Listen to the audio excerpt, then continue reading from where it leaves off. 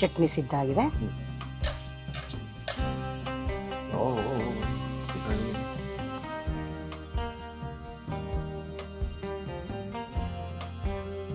ತರಾವರಿ ರೀತಿಯಲ್ಲಿ ನೀವು ಅಡುಗೆ ಮಾಡ್ಬೋದು, ತರಾವರಿ ರೀತಿಯಲ್ಲಿ ಅಡುಗೆ ಊಟ ಮಾಡ್ಬೋದು ನೀವು. ಹೆಂಗೆ ಹಣ್ಣದೊಟ್ಟಿಗೆ ಸಾರು ಹಾಕೊಳ್ತೀರಿ, ಹುಳಿ ಹಾಕೊಳ್ತೀರಿ, ಮಜ್ಜಿಗೆ ಹಾಕೊಳ್ತೀರಿ, ತಿಳಿ ಸಾರು ಹಾಕೊಳ್ತೀರಿ, ಮೊಸರು ಹಾಕೊಳ್ತೀವಿ, ಮೊಸರನ್ನ ಆಗ್ಬಿಡ್ತದೆ. ಇಲ್ಲಿ ಚಟ್ನಿ ತುಪ್ಪ, ಯಾವುದು ಟೊಮೆಟೊಕಾಯಿ ಚಟ್ನಿ, ಅದನ್ನ ಹಾಕೊಂಡು ಇದೊಂದು ರುಚಿ.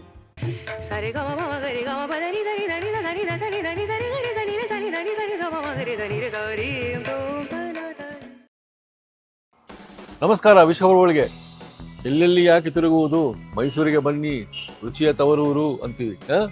ಯಾಕೆ ಹೇಳಿ, ಎಷ್ಟು ಅದ್ಭುತ ರೀ ಇಲ್ಲಿ ರುಚಿ. ಅಬ್ಬಾಬಾಬಾಬ, ಮನಸ್ಸಿಟ್ಟು ಹೃದಯದಿಂದ ಅಡುಗೆ ಮಾಡ್ತಾರೆ. ಯಾರು? ದೀಪಾ ಮೇಡಮ್, ಭೋಜನ ಪ್ರಿಯ. ಅಲ್ಲಿದ್ದೀವಿ ನಾವು. ಬನ್ನಿ, ಇವತ್ತು ಅದೇ ಅವರಿಗೆ ಬಹಳ ಇಷ್ಟ ಅಂತಿದ್ದು. ಆಮೇಲೆ ಅನ್ನದೊಟ್ಟಿಗೆ ಚಪಾತಿ ಒಟ್ಟಿಗೆ ಅದು ಹಂಚ್ಕೊಳ್ತಾ ಇದ್ರೆ ಅದ್ಭುತ ಅಂತೆ. ಕೆಂಪು ಚಟ್ನಿ, ಹಿಂಡಿ, ಕೆಂಪು ಹಿಂಡಿ ಎಲ್ಲ ನೋಡಿವಿ. ಇವತ್ತು ಮೈಸೂರಿನ ದೀಪಾ ಮೇಡಮ್ ಅವರ ಟೊಮೆಟೊಕಾಯಿ ಚಟ್ನಿ. ಬನ್ನಿ, ತಡ ಮಾಡೋದೇ ಬೇಡ, ಇನ್ಸ್ಟೆಂಟಾಗಿ ಮಾಡ್ಕೊಂಬಿಡೋಣ. ಅರುಣ್ ಸರ್ ಅವರ ಮನೆ ಮನೆಯ ರಸದೂಟ ಚಾನಲ್ ನೋಡ್ತಿರೋ ಎಲ್ಲ ವೀಕ್ಷಕರಿಗೂ ಶ್ರೀಮತಿ ದೀಪಾ ಮಾಧವರಾವ್ ಮಾಡುವ ನಮಸ್ಕಾರಗಳು. ಇವತ್ತಿನ ವಿಶೇಷ ಒಂದು ಸಂಚಿಕೆಯಲ್ಲಿ ನಾನು ಟೊಮೆಟೊ ಕಾಯಿನ ಚಟ್ನಿ ಹೇಗೆ ಮಾಡೋದು ಅಂತ ಹೇಳ್ಕೊಡ್ತಿದ್ದೀನಿ. ಟೊಮೆಟೊ ಬಿಸಿ ಉಪ್ಪಿನಕಾಯಿ ನಾನು ಆಲ್ರೆಡಿ ಹಿಂದಿನ ಸಂಚಿಕೆಯಲ್ಲಿ ತೋರಿಸಿದ್ದೀನಿ ನಿಮಗೆ.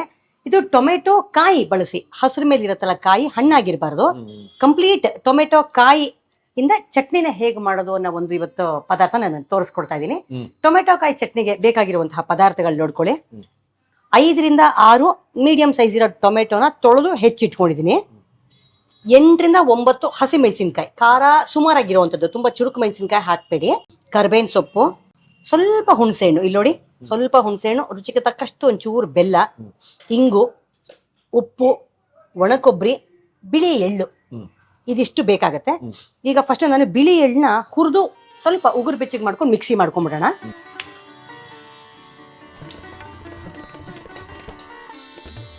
ಈ ಎಳ್ಳು ಹಾಕೋ ಜಾಗದಲ್ಲಿ ಕೆಲವರು ಹುರ್ಗಡ್ಲೆ ಹಾಕ್ತಾರೆ, ಇನ್ನು ಕೆಲವರು ಕಳೆಕಾಯಿ ಬೀಜ ಹಾಕ್ತಾರೆ.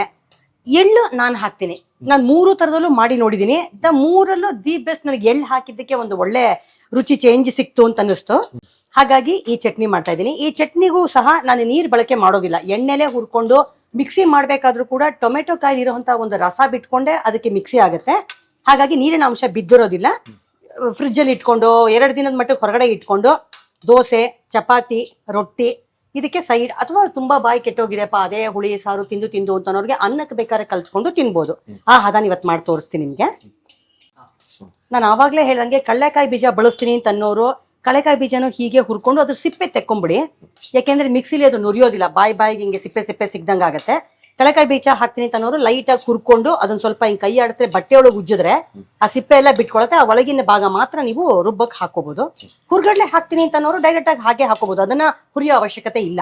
ಎಳ್ಳಾಗಿರೋದ್ರಿಂದ ಸ್ವಲ್ಪ ಹುರ್ಕೋತೀನಿ. ಸ್ವಲ್ಪ ಉಗುರು ಬೆಚ್ಚಗೆ ಆಗಿದೆ, ಆಫ್ ಮಾಡ್ತಾ ಇದ್ದೀನಿ. ಈಗ ಇದನ್ನ ಪುಡಿ ಮಾಡ್ಕೊಳ್ಳೋಣ.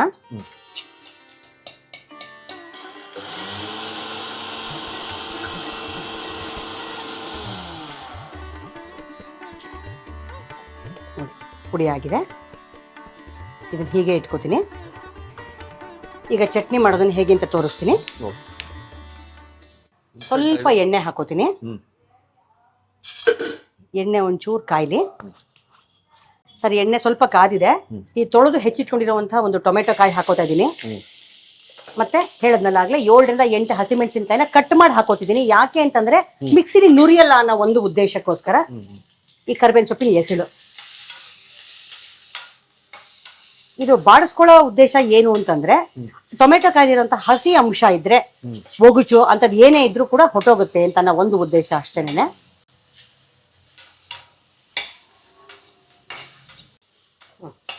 ಸರ್ ಆಯ್ತು, 3ರಿಂದ 5 ನಿಮಿಷ ಬಾಡಿಸ್ಕೊಂಡಿದೀನಿ. ಈಗ ಇದು ಆಫ್ ಮಾಡ್ತೀನಿ. ಇದಕ್ಕೆ ಇವಾಗ ರುಚಿಗೆ ತಕ್ಕಷ್ಟು ಹುಣಸೆ ಹಣ್ಣು, ಉಪ್ಪು, ಕಲ್ಲುಪ್ಪು ಹಾಕ್ತಾ ಇದೀನಿ. ಮತ್ತೆ ಒಂಚೂರು ಬೆಲ್ಲ, ಮತ್ತೆ ಕೊಬ್ಬರಿ ತುರಿ.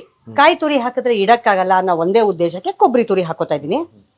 ಇದು ಈ ಶಾಖಕ್ಕೆ ಹಾಕೊಳ್ಳೋದ್ರಿಂದ ಕೊಬ್ಬರಿ ಕೂಡ ಏನಾದ್ರು ವಾಸನೆ ಗಿಸ್ನೆ ಇದ್ರೆ, ಹಸಿರಿದ್ರೆ ಎಲ್ಲ ಕ್ಲಿಯರ್ ಆಗುತ್ತೆ. 2 ನಿಮಿಷ ಆದ ತಕ್ಷಣ ಇಷ್ಟು ಸೇರಿಸಿ ಮಿಕ್ಸಿ ಮಾಡ್ಕೊತೀನಿ.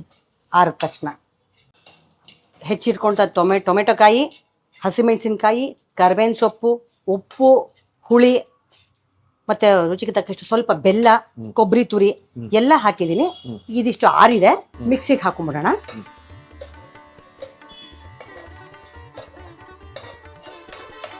ನೀರು ಹಾಕಿದಿಲ್ಲ, ಟೊಮೆಟೊ ಕಾಯಿಲಿರೋಂತಹ ರಸನೇ ನೀರು ಬಿಟ್ಕೊಳ್ಳುತ್ತೆ. ಇಲ್ಲಿ ನೋಡಿ, ನಾನು ಒಂದು ಸ್ವಲ್ಪನೂ ನೀರು ಬಳಕೆ ಮಾಡಿಲ್ಲ. ನೋಡಿ, ನೀರು ಬೇಡವೇ ಬೇಡ, ಹಾಗೆ ಮಿಕ್ಸಿ ಆಗುತ್ತೆ.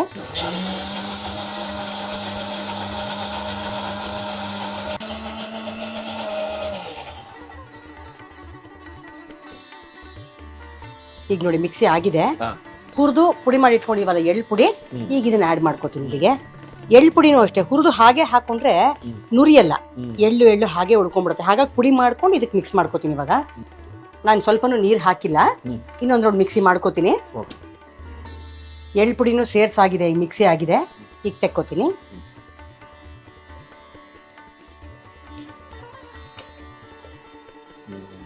ಅನ್ನ ಕಲ್ಸ್ಕೊತೀನಿ ಅಂದಾಗ ಸ್ವಲ್ಪ ಗಟ್ಟಿ ಮೇಲೆ ಇರಲಿ, ಇಲ್ಲ ಬೇಡ ಯಾವುದೋ ಒಂಚೂರು ಬಾಡಿಸ್ಕೊಳಕ್ ತಗೋಬೇಕು ಅಂತಂದಾಗ ಒಂದು ಸ್ವಲ್ಪ ನೀರು ಮಿಕ್ಸ್ ಮಾಡ್ಕೋಬೋದು. ಈಗ ನಮ್ಮ ಕಡೆಯ ಹಂತ ಚಟ್ನಿ ರೆಡಿ ಆಗಿದೆ. ಇಂಗು ಸಾಸಿವೆ ಒಗ್ಗರಣೆ ಹಾಕ್ಬಿಟ್ರೆ ಚಟ್ನಿ ರೆಡಿ ಆಗುತ್ತೆ. ಎಣ್ಣೆ ಕಾದಿದೆ, ಹಿಂಗ್ ಹಾಕ್ತೀನಿ, ಸಾಸಿವೆ ಹಾಕ್ತಾ ಇದೀನಿ.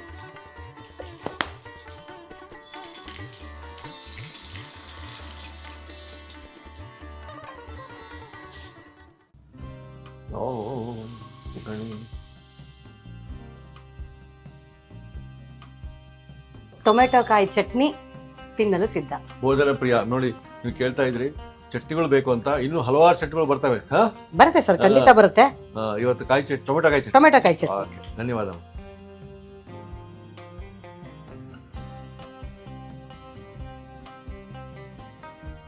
ನೋಡಿ, ತುಪ್ಪ ಹಾಕೊಂಡ್ವಿ.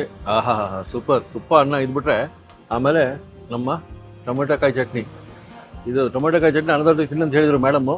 ನಾವು ಅನ್ನಕ್ಕೆ ಹಾಕೊಂಡ್ಬಿಡ್ತೀವಿ, ಸೆಂಟ್ರಿಗೆ ಹಾಕೊಂಡ್ಬಿಡ್ತೀವಿ ನೋಡಿ. ಆಹಾ, ಇದು ಸಾಕು. ಇವಾಗ ಎಲ್ಲವನ್ನ ಕಲಿಸ್ಕೊಂಬಿಡೋಣ. ನಮ್ಮ ಅಜ್ಜಿ ಎಲ್ಲ ನೆನಪಾಗ್ತಾರೆ. ನಾವು ಈ ಥರ ಚಟ್ನಿಗಳು ಅನ್ನ ತುಪ್ಪ ಹಾಕ್ಕೊಂಡು ಮಾಡಿಸ್ಕೊಂಡು ಮೆತ್ತಗೆ ಅನ್ನ ಮಾಡ್ಕೊಂಡು ಅದನ್ನ ಉಂಡಿ ಮಾಡಿ ಕೊಡ್ತಿದ್ರು. ಆಹಾ, ನೋಡಿ, ಟೇಸ್ಟ್ ಮಾಡಲಾ?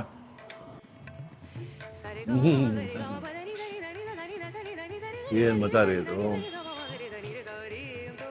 ಭೋಜನವನ್ನ ಪ್ರೀತಿ ಮಾಡೋಕ್ಕೆ ಮನಸ್ಸು ಬರೋದು ಇದರಿಂದ, ಈ ಥರದ ರುಚಿಯಿಂದ. ಭೋಜನವನ್ನು ಪ್ರೀತಿ ಮಾಡ್ತೀರಿ ನೀವು, ಹಿಂಗಿರ್ಬೇಕು. ತರಾವರಿ ರೀತಿಯಲ್ಲಿ ನೀವು ಅಡುಗೆ ಮಾಡ್ಬೋದು, ತರಾವರಿ ರೀತಿಯಲ್ಲಿ ಅಡುಗೆ ಊಟ ಮಾಡ್ಬೋದು ನೀವು. ಹೆಂಗೆ ಅನ್ನದೊಟ್ಟಿಗೆ ಸಾರು ಹಾಕೊಳ್ತೀರಿ, ಹುಳಿ ಹಾಕೊಳ್ತೀರಿ, ಮಜ್ಜಿಗೆ ಹಾಕೊಳ್ತೀರಿ, ತಿಳಿಸಾರು ಹಾಕೊಳ್ತೀರಿ, ಮೊಸರು ಹಾಕೊಳ್ತೀವಿ, ಮೊಸರನ್ನ ಆಗ್ಬಿಡ್ತದೆ. ಇಲ್ಲಿ ಚಟ್ನಿ ತುಪ್ಪ, ಯಾವುದು ಟೊಮೆಟೊಕಾಯಿ ಚಟ್ನಿ, ಅದನ್ನ ಹಾಕ್ಕೊಂಡು ಇದೊಂದು ರುಚಿ. ಇನ್ನು ಟೊಮೆಟೊಕಾಯಿ ಚಟ್ನಿ ಮೊಸರು ಹಾಕೊಂಡು ತಿನ್ಬೋದು. ಎಷ್ಟು ಆಪ್ಷನ್ಸು ದೇವ್ರು ಕೊಟ್ಟಿರೋದು ನಮಗೆಲ್ಲ. ಆಹಾ, ಈ ಥರದ್ದು ಶೆಫ್ಗಳು ಕೊಟ್ಟಿದ್ದಾರೆ ನಮಗೆ. ಪಕ್ಕ ಮಾಡ್ಕೊಂಡು ನಮ್ಗೆ ಕಮೆಂಟ್ ಹಾಕ್ರಿ. ಸಬ್ಸ್ಕ್ರೈಬ್ ಮಾಡಿ. ವಿಡಿಯೋ ನೋಡ್ತೀರಾ, ಲೈಕ್ ಮಾಡಿ, ಶೇರ್ ಮಾಡಿ. ಹಾಗೆಯೇ ಸಬ್ಸ್ಕ್ರೈಬ್ ಮಾಡದಿರೋದು ಮಾಡಿ, ಅದೇ ನಮಗೆ ಮೋಟಿವೇಶನ್. ಓಕೆ ಹೇಳ್ತಾ ಮುಂದಿನ ಸಂಚಿಕೆ ಮತ್ತೊಂದು ರೆಸಿಪಿ ಒಟ್ಟಿಗೆ ಮತ್ತೆ ಸಿಗೋಣ. ಮುಗಿಸ್ಕೊಡ್ತೀನಿ. ನಮಸ್ಕಾರ.